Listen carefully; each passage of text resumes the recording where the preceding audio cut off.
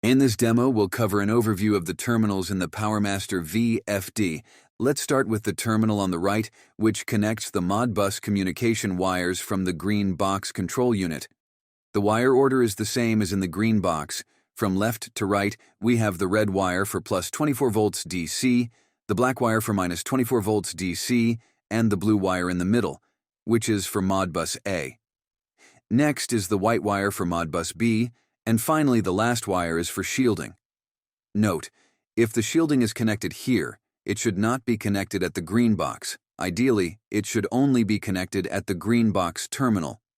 Once these wires are in place, you can plug in the terminal.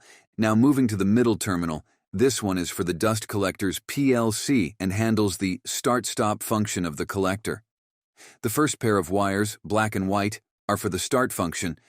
The second pair, red and blue, are for the stop function. The start pair works in parallel with the start button, and the stop pair works in series with the stop button, allowing the system to automatically start and stop the dust collector.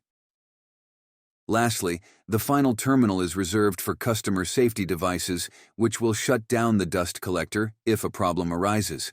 These could be devices like spark detection systems, abort gates, fire alarms, or error signals.